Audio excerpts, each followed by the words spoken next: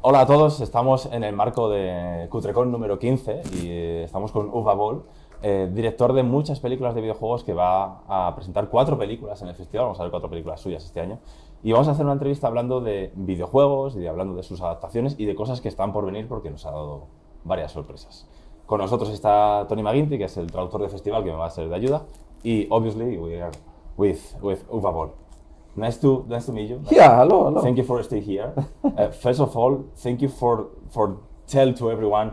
I read the reviews, I read everything, because a lot of actors, a lot of directors always tell, I never read the reviews, but we know everyone read the reviews.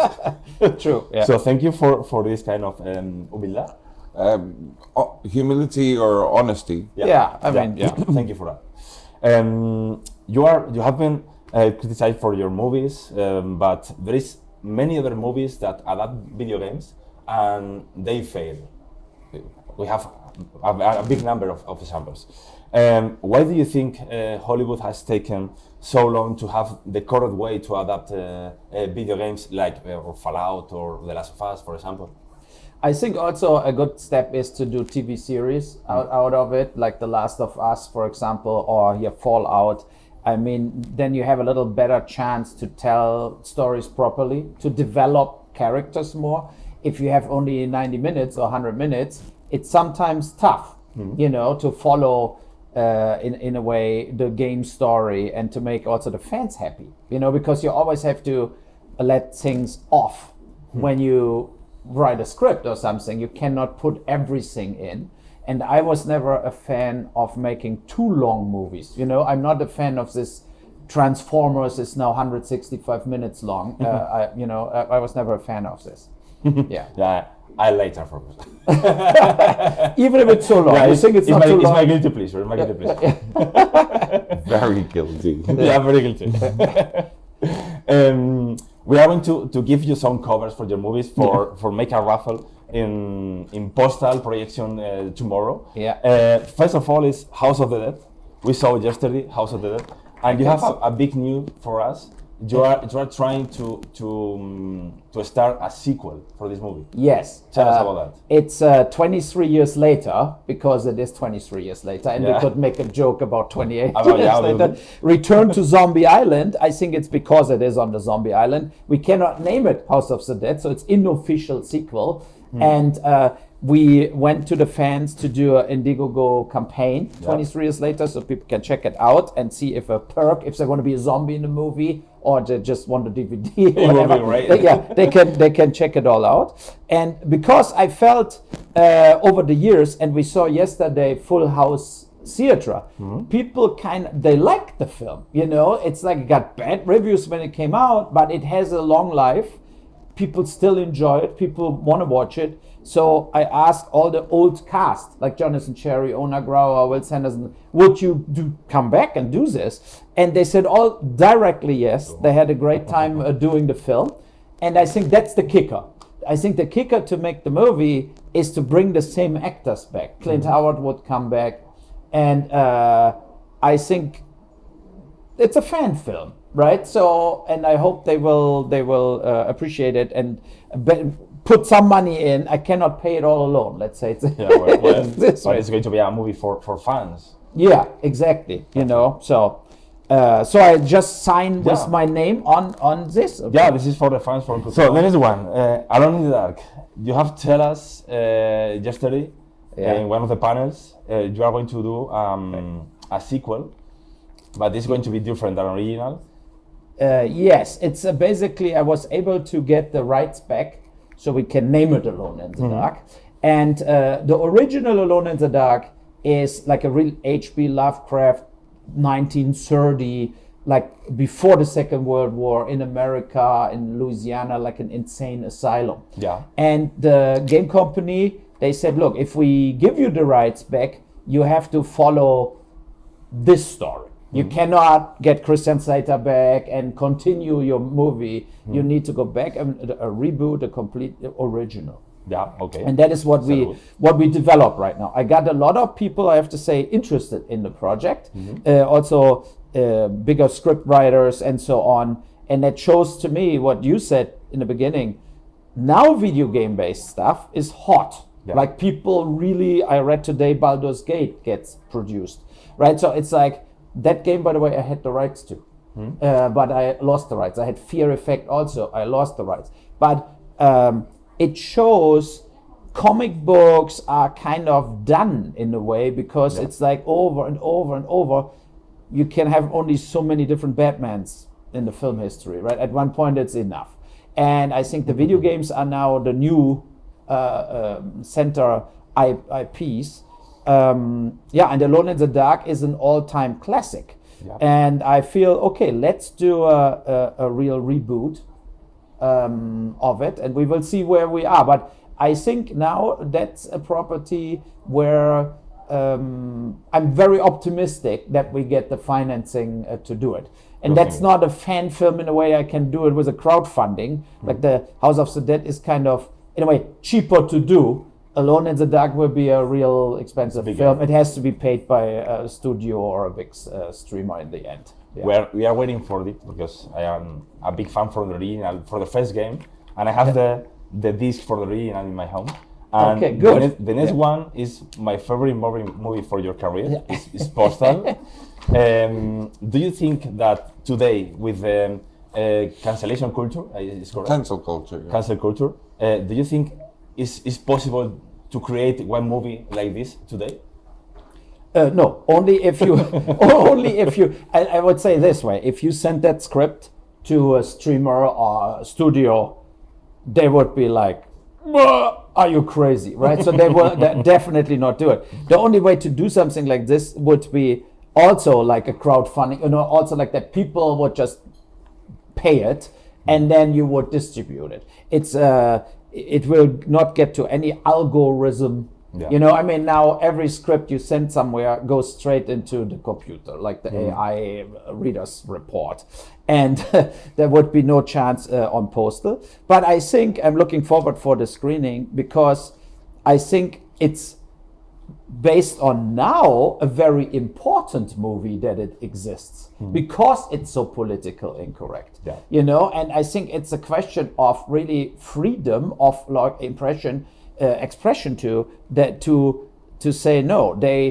We don't let us getting pushed down and censored in the way we want to tell something, or and I think that's the reason why Postal now is very important, because the world turned into this kind of very, let's say, censored environment where a lot of people censor themselves. They say, "Oh, I shouldn't say that. I cannot say that. I don't want to." That's already is the beginning of a kind of a like not a good culture in general. If you start thinking about yourself, "Oh, I should not say this. It could hurt me." That's already the beginning of the end. Yeah, I think right now there is a lot of creators creating movies with fear to say something that is not good for the rest of the people or for the companies or all of that. Netflix have one rule that is in the first minutes of the movie or in the series, you have to do a plot twist, and you have a Postal with the 11th one in the trailer. I mean, that's the thing. So check. Yeah, there you have a check with Postal. Like the attention comes after the first shot, after the first scene in Postal. So yeah, I mean, but I love that movie most from all the movies I did, based on how it turned out, but also like where as a director, where you have this, where the actors go even further as you wrote it, right? Where you have this moment where like Dave Foley gets up naked and goes to the toilet, right? That was not in the script. I saw that when he gets up, he covers himself. Yeah. I mean, I'm the camera, I'm sitting here, and he gets up and walks over there, and we see his penis the whole time, and we were like, Dave, you're naked, right? He says, "Oh yeah, I'm Uncle Dave." So, and I think that was good, that all the actors were not holding it back. There were not one actor in the movie was telling me, "Uwe, that's too harsh. You cannot do it." Not one. And I think if you would do this now, all the actors would say, "Oh, that's the end of my career." right? So, and also the agents at that point. Think about J.K. Simmons is in it, Seymour Cassell is in it. Like all the agents were not worried. They were not like calling me like, are you fucking crazy? What are you doing? Nobody. Now, if I would send that script out, I would maybe not get even a response. They would maybe only say like, he has to get incarcerated or something, you know. So and Zach Ward was gold as the postal dude. So I think that's really that's the reason. I have very positive emotions about Postal. I know also how well it plays with the audience. The audience always love it when they watch it, and yeah. Okay, you say actors. You Yeah. have been working with obviously Jason Statham in The Name of the King, J.K. Simmons, and right now your next movie, I think, is with Armie Hammer. Yeah. A lot of people think that Armie Hammer is not working today, but he has been working, but he has suffered una polémica. Controversy. Yeah, he's cancelled. Yeah, yeah. But it's going to work for you. Tell us about this project, and after that, I have a very quick last question.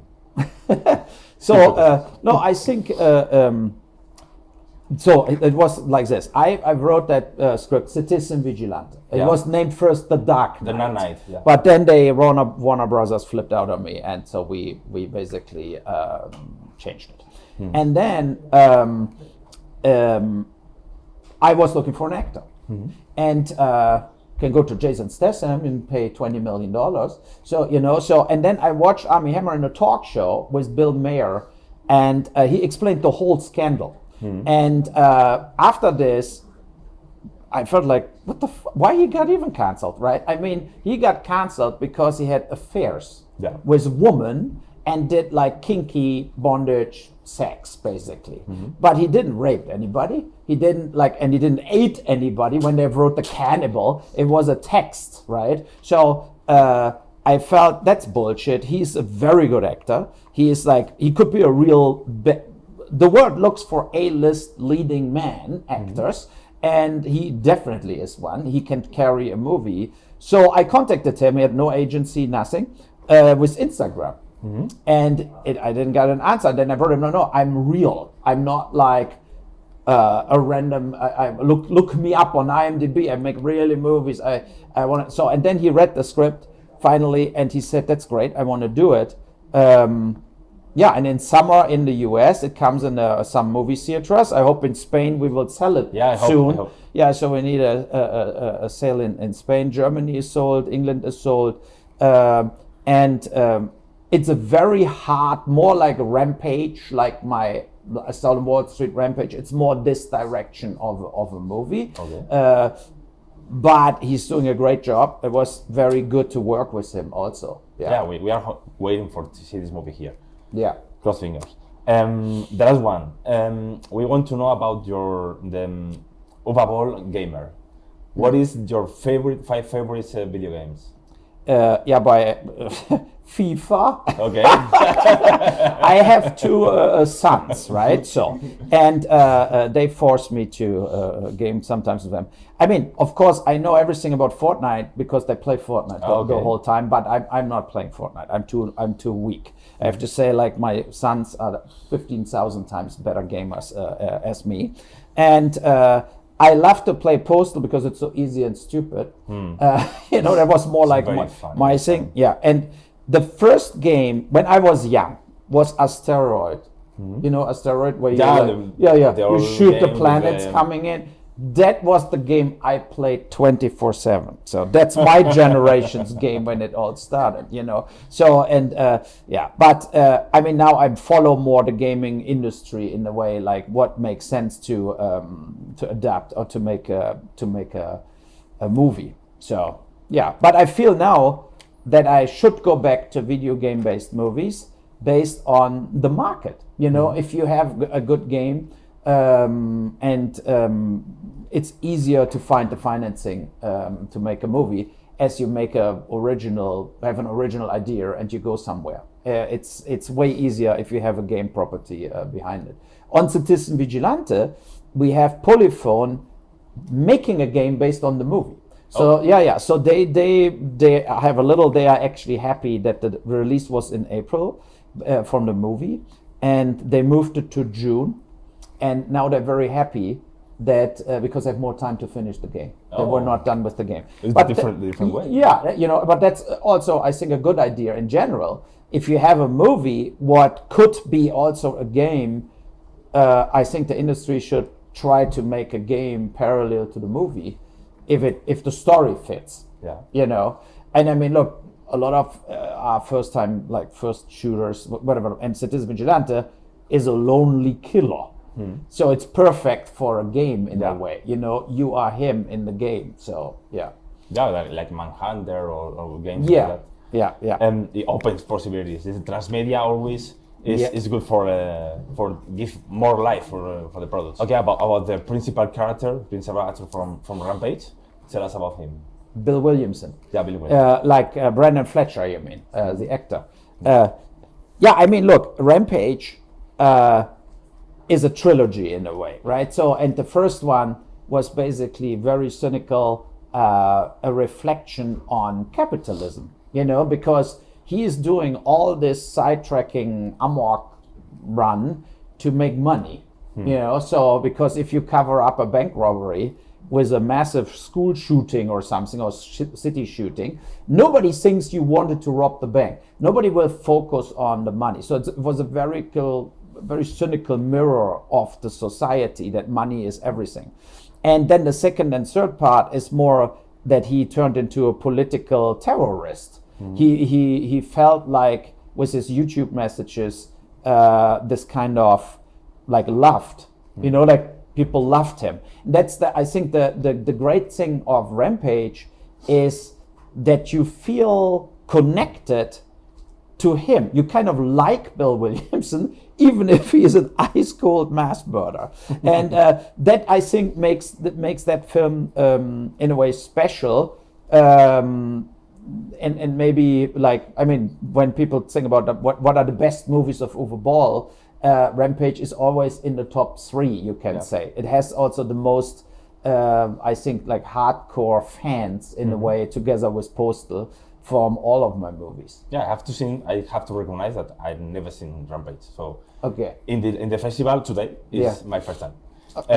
Okay, your favorite platform to play video games, from the retro video games, you say before a retro video game, and right now in the current days, what is your favorite platform? No, we used the Switch in the beginning, but now the Switch is basically behind us. Now it's PC. We just play on the PC gaming. Okay, PC. We don't really use the PlayStation at home. I'm talking only about at home. Yeah. And to finish the interview, we are in a festival that we can see trashy movies. Is there maybe cutre trashy? Yeah. But I think it's like word. And trashy is a bit strong, but it's not really a translation of cutre. So maybe bad movies that are funny. Yeah. Okay. One of your movies that you think this movie has to be in this festival? No, I think House of the Dead. Definitely. No, not from your career. So not from for any movie. Any movie. Kentucky Fried Movie, for example, right? So I mean, look, it's very tough to say. I have a problem with trash is garbage, right? Yeah. So, and I think movies people love and watch 10 times, how can that be garbage? It's like, I think the definition of a quality of a film is not only like, are you getting 20 minutes standing ovations in Cannes? It's also like, are actually people watching your movie after or for a long time and enjoy it?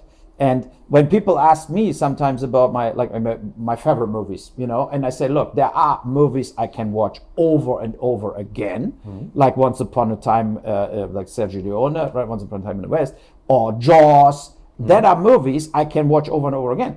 And there are also movies, whatever, Schindler's List. You watch Schindler's List, you think, wow, that's a masterpiece, great movie. But do you really want to watch it again? No. right? So and that's, I think that's everybody should have a list of like the 10 films I actually enjoyed most in my life watching and can watch over and over again, or the 10 movies where you think, okay, hands down, that's a masterpiece, right? So I think that are always two parallel lists, but both are very, very both are important, you know. And always when people say House of the Dead, you got the worst reviews of your career, House of the Dead. Yeah, but House of the Dead made the most money of all my movies in my career. Yeah. So how can I be mad about House of the Dead? You know, so it would be idiotic if I bash my movie, what actually made it happen, that I could make a lot of other movies after. Yeah. I always, with this kind of examples, I always remember two examples from Disney. Is A Wrinkle of Time and Blancanieves, the Snow White. Snow White. Yeah. It's two movies that cost a lot of money and have a very low budget. Taquilla? No, the box office. The box office is very low. Yeah. So this is bad movie. This is trashy movies for me. So yeah, of course. Our website right now is having 10 years old. So this is a commemorative pin for you. Thank you. Because right now you are for our family of people. Thank you so much. I will put it Thank you so on much. here right now. I keep it on. Thank you so much. You're welcome.